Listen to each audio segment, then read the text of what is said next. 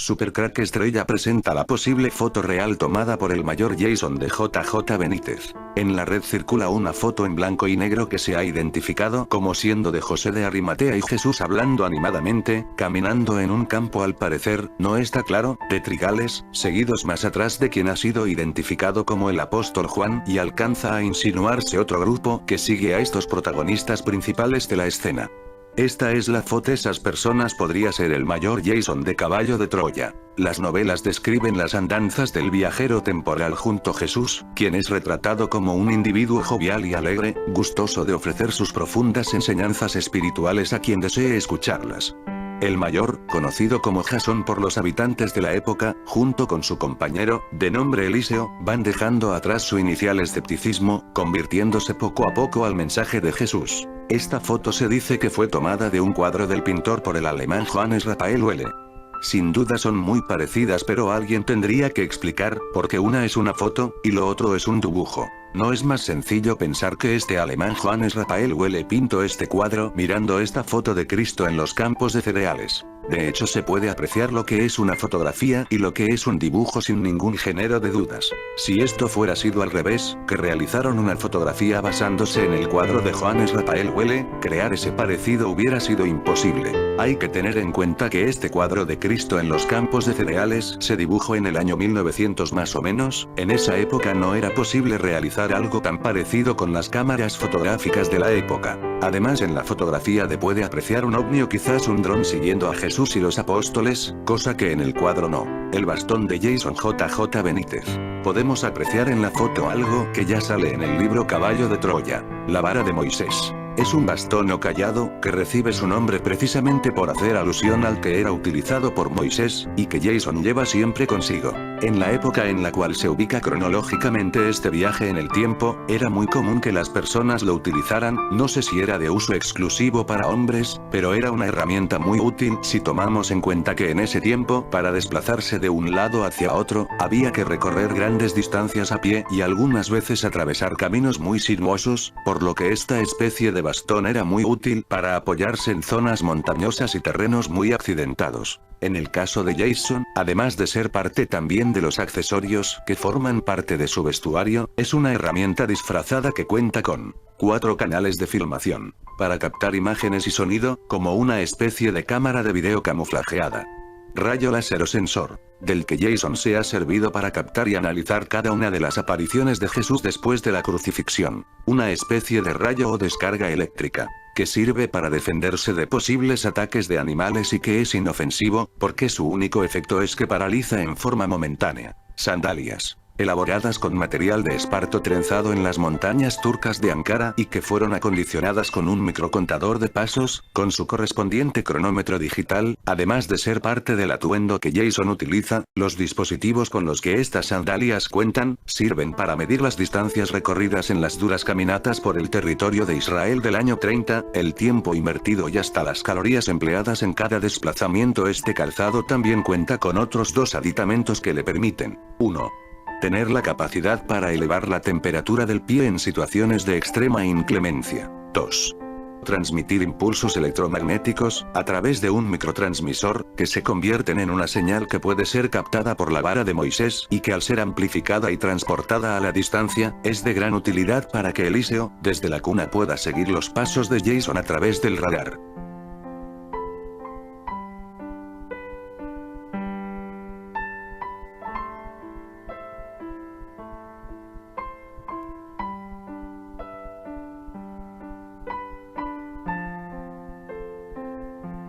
Supercrack Estrella presenta Viaje al tiempo de Jesús. En el año 1973 ocurrían cosas asombrosas en Israel.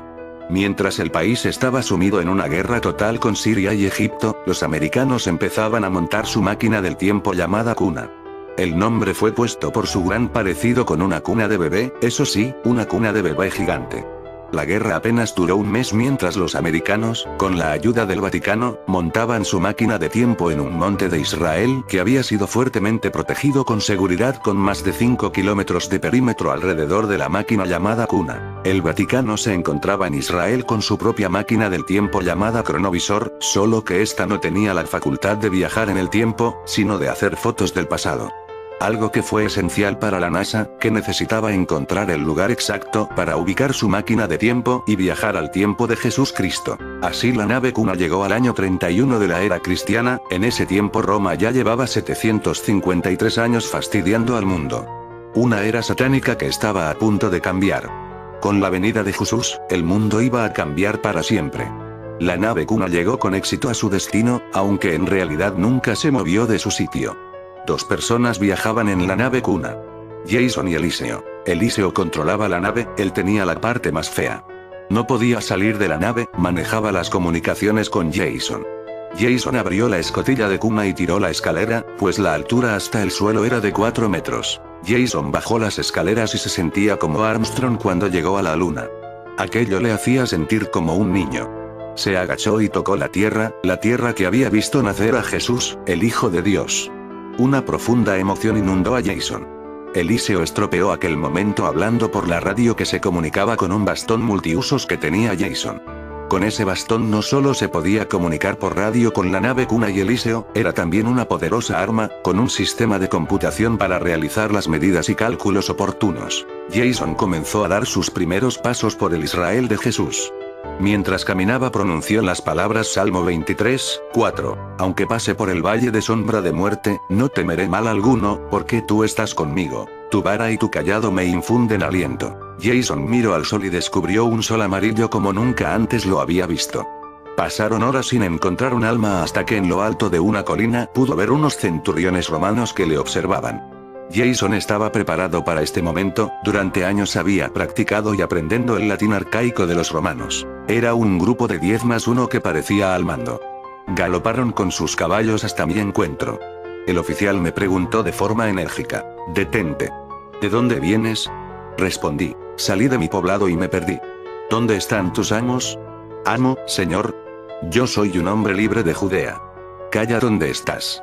«¿Eres un hombre libre? Enséñame tu derecho romano». Jason se asustó. Tantos años preparando la misión Caballo de Troya, pero la NASA nunca cayó en la cuenta de que aquella época era de hombres libres y esclavos. ¿Cómo había podido pasar eso? ¿Cómo podría escapar de aquella situación? La misión estaba a punto de echarse a perder por error tan estúpido por parte de la nada. El oficial al mando hizo una señal a uno de sus centuriones, parecía el más tonto de todos ellos, era delgado y desgarbado. Es lo que en nuestro tiempo llamaríamos un friki.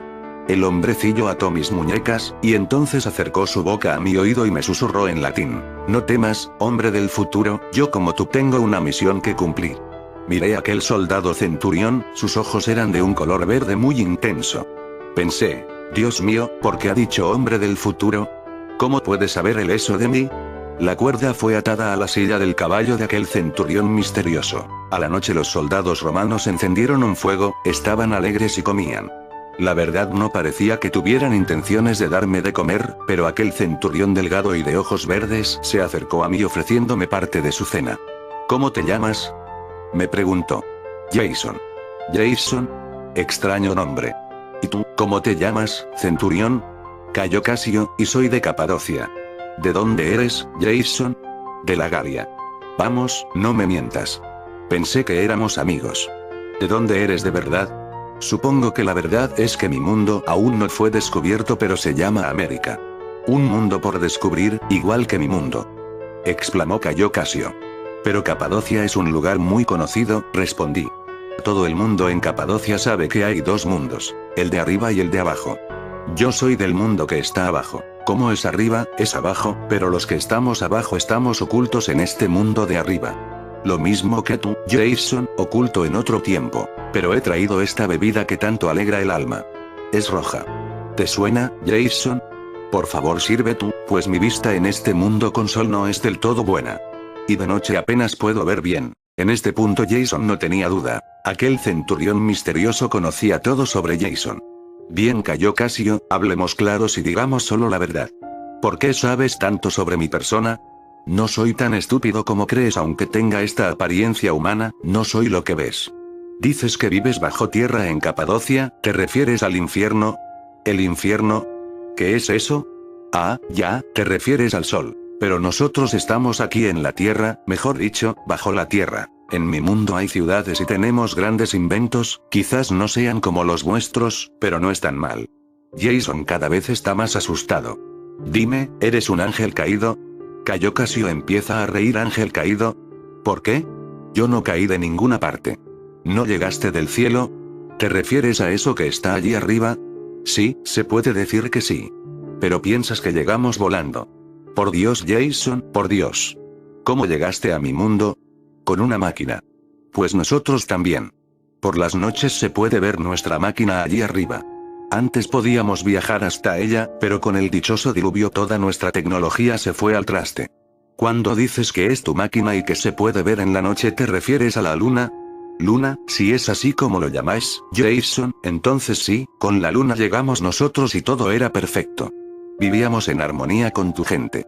Pero después del diluvio tuvimos que vivir bajo tierra, y ahora nos quieren encerrar. ¿Quién nos quiere encerrar? Ese por el que tú has venido. ¿Quién? Tu Jesús, Jason, es esa mi misión.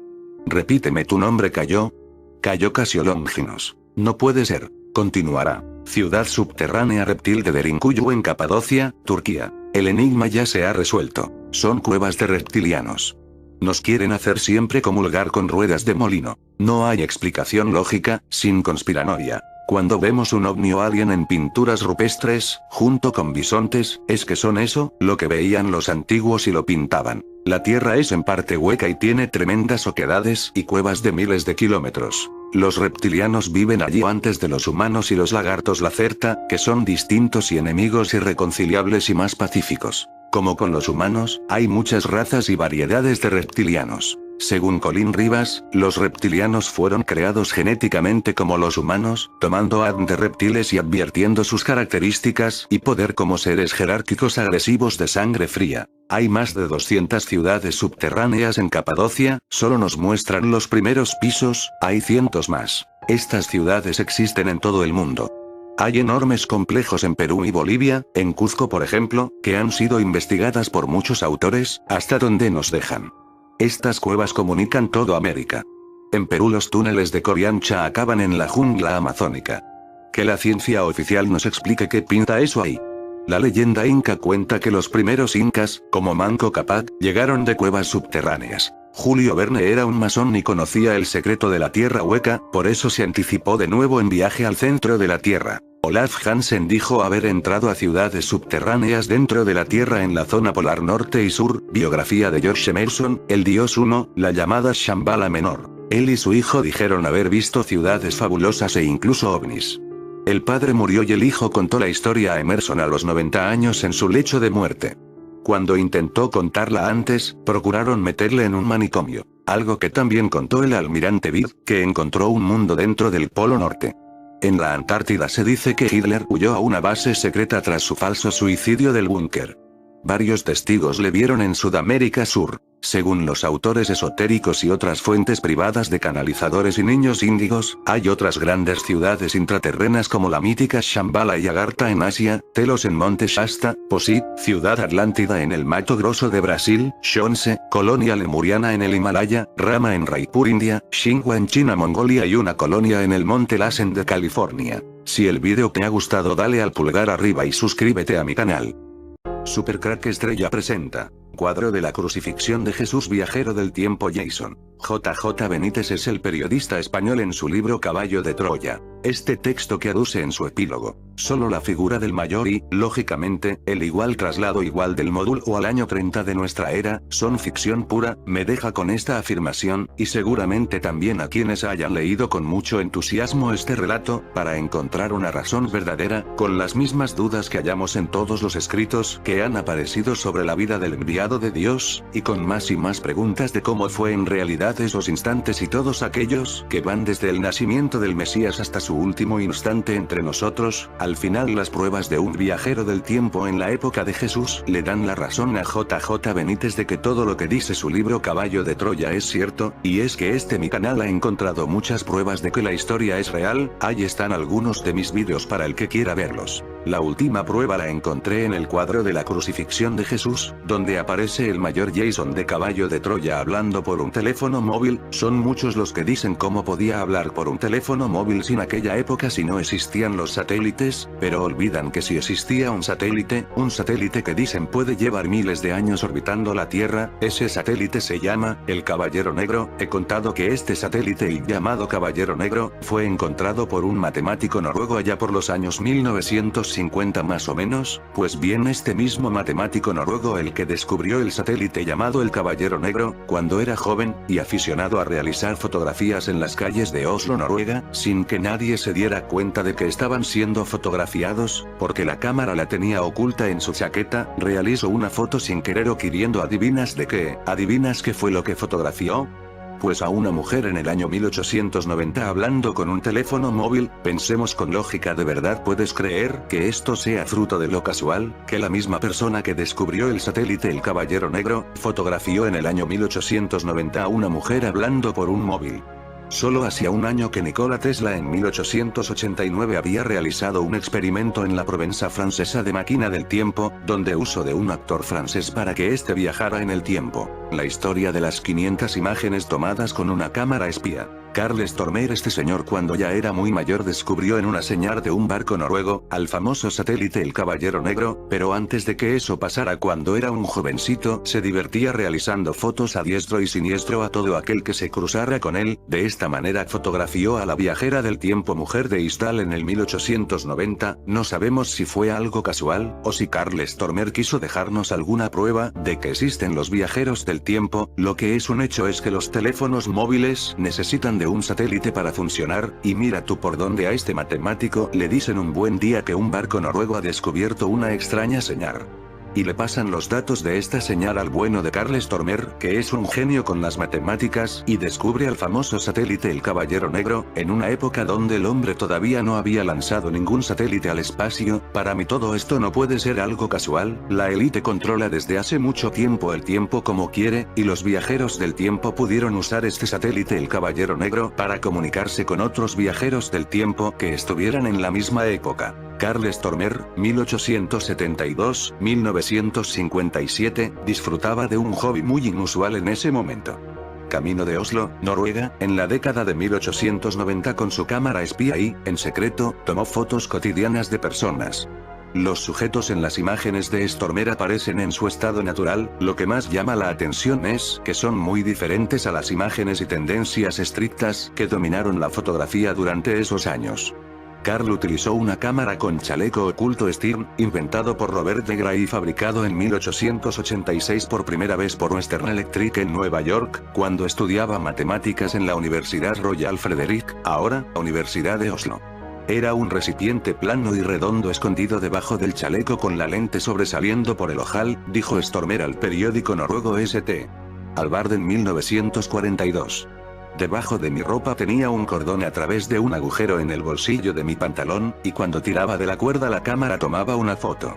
Los primeros paparazzi noruegos generalmente fotografiaban a la gente a la hora exacta en que los saludaban por la calle, a diferencia de las imágenes de Stormer, que muestran a la gente en estado natural sin percatarse que son fotografiados. Bajé por la calle Karl Johan, me encontré a una víctima, saludé, obtuve una sonrisa amable y tiré del hilo, continuó explicando Stormer. 6 imágenes a la vez y luego me fui a casa a cambiar el plato. En total, Stormer tomó aproximadamente 500 imágenes secretas. Sin embargo, en una de ellas hay un detalle que ha pasado desapercibido para los expertos del Museo del Pueblo Noruego, Norsk Folkemuseum, quienes han publicado la serie de fotografías en su página web. La imagen en cuestión muestra a un grupo de personas, varias mujeres con vestidos de la época y lo que parece ser policías o militares uniformados. En principio nada extraño, a no ser por la mujer que se puede ver al lado derecho de la imagen, que parece estar hablando por un teléfono móvil. Como se puede apreciar en la instantánea, dicha mujer tiene la cabeza inclinada a un lado, al igual que hacemos cuando hablamos por teléfono, y su brazo izquierdo está levantado a la altura de la cabeza, como si estuviera sosteniendo algún tipo de dispositivo pegado a su oreja. Pero si observamos más de cerca la sorprendente fotografía, podemos ver con claridad cómo en la mano izquierda parece sostener algún tipo de dispositivo brillante. Para mí esta es la viajera del tiempo llamada Sindrun, conocida para la historia como mujer de Istral asesinada por los hombres de negro en Noruega en el año 1970. En esta fotografía lleva un disfraz para no ser reconocida por esos hombres que llaman de negro. Expertos en fotografía y aseguran que claramente la mujer sostiene algo en sus manos que le obliga a inclinar la cabeza, y aunque se muestran escépticos con la teoría de los viajeros en el tiempo, aseguran que no pueden explicar el origen de dicho objeto. Está claro que para los creyentes se tratará de una evidencia más de la existencia de viajeros en el tiempo. Ahora también podemos ver al famoso viajero del tiempo mayor Jason hablando por un teléfono móvil en el cuadro La crucifixión de Jesús. Esta historia comienza con una llamada que le hacen telefónicamente a JJ Benítez imponiéndole para entregarle un secreto guardado de las Fuerzas Armadas de los Estados Unidos, una serie de condiciones que él cumple, hasta la de encontrarse con el personaje, un mayor retirado de la Fuerza Aérea Norteamericana, quien deja unos escritos de una misión especial bien guardados en una caja postal en un edificio de una céntrica vía de Washington. Esa misión fue la de regresar en el tiempo al año 30 después de Cristo, en una nave llamada Caballo de Troya. Al leer esto, JJ Benítez encuentra en estos escritos que plasma en su libro los momentos que antecedieron hasta la muerte y resurrección de Jesús de Nazaret, es decir, sus últimos 11 días de vida. Quien se identificó ante el periodista español como el Mayor, vivió como enviado de esta misión todos los hechos y actos que conmueven a los verdaderos cristianos y seguidores de la palabra de Dios como yo. En la nave se quedó otro hombre con quien permanentemente se comunicaba este personaje, que nota de lo que acontecía en el entorno de Jesús. Sus palabras llenas de amor y enseñanza entre sus simpatizantes, la forma como iba de un lado a otro con el mensaje de Dios, se plasman como todos los actos del Hijo del Hombre en este libro, que nos llena en cierta medida de claridad sobre estos hechos. Es tan puntual, con una simpleza en cada detalle, que nos transportamos en esa época a través de la lectura. Las humillaciones, que por cierto son muy duras, que vivió Jesús ante aquellos que se encargaron de levantarle cargos para que el procurador Poncio Pilato, quien dudó en muchas ocasiones de aceptar la propuesta de estos llamados sacerdotes encabezados por el tal Caifás, fueron el más grande oprobio que un ser humano pudo vivir. En algunos apartes del libro se dice de algunos errores o cosas inexactas que aparecen en los evangelios dejados como fieles escritos de la vida del enviado de Dios. El ejemplo de esto se plasma en lo relatado por JJ Benítez en este libro, cuando el maestro de Galilea en el Monte de los Olivos, el jueves en la mañana, un día antes de su muerte, recalcó sus enseñanzas sobre los evangelistas. Dice el escritor que lo que allí dijo el Señor no fue tomado en atenta nota y dado a conocer como en realidad fue. Ninguno de los evangelistas tomó atenta nota para escribir con exactitud lo dicho por el Mesías, y otras tantas como las negaciones de Pedro, que habla la Biblia de 3 cuando en realidad fueron más de 4. Siempre nos dijeron que Jesús había muerto a los 33 años, pero aquí se nos muestra la fecha del año 30, es decir 3 años de diferencia de lo escrito en los textos canónicos. Los ovnis que aparecen en el cuadro serían los demonios certificando la muerte de Jesús, mientras que un triste Mayor Jason relata estremecido todo lo que sus ojos están contemplando. ¿Qué es el satélite Black Knight? En diciembre de 1927 Carles Tuermer, profesor noruego de matemáticas en la Universidad de Oslo, Leo Sejong, ingeniero de radio estadounidense, y Oy Taylor, consultor principal de electrónica en el Laboratorio de Investigación Naval, mientras investigaban las ondas de radio, recibieron una extraña señal procedente del espacio. Años después, en 1960, el Sputnik recibió la misma señal. Se piensa que esta señal provenía de un satélite o artefacto misterioso, de origen desconocido. Se cree que era de origen extraterrestre, y las ondas de radio que emitía estaban siendo enviadas desde los años 20, lo cual concuerda con lo que detectaron en 1927 Stuermer, Young y Taylor. Después de esto la señal de radio desapareció. En los patrones de onda corta analizados por el astrónomo Duncan Lunan, revela su origen como Epsilon, o el sistema de estrellas como lo fue hace 13.000 años. En su obra Disneylandia de los dioses, John Keel, se narra una historia cuyo parecido con la de este satélite parece no ser casual. En febrero de 1960 los Estados Unidos detectaron un objeto no identificado en órbita polar, una hazaña que ni ellos ni la URSS había sido capaz de lograr. Como si eso no fuera suficiente, al parecer era de un tamaño superior a cualquier cosa que uno u otro país hubiera podido fabricar en la Tierra en esa época. Los operadores comenzaron a recibir extraños mensajes en clave. Una persona en particular, dijo que se las arregló para decodificar una de las transmisiones, y que correspondía a un cuadro de estrellas, un mapa de las estrellas que han sido trazadas desde la Tierra hace 13.000 años, y se centró en el sistema de las estrellas Bostes Epsilon. El 3 de septiembre de 1960, 7 meses después de que el satélite fuera detectado por el radar, una cámara de seguimiento en la fábrica del Grumman Aircraft Corporation de la isla, tomó una fotografía de ella. El personal sobre el terreno había estado siguiendo el objeto unas 2 semanas.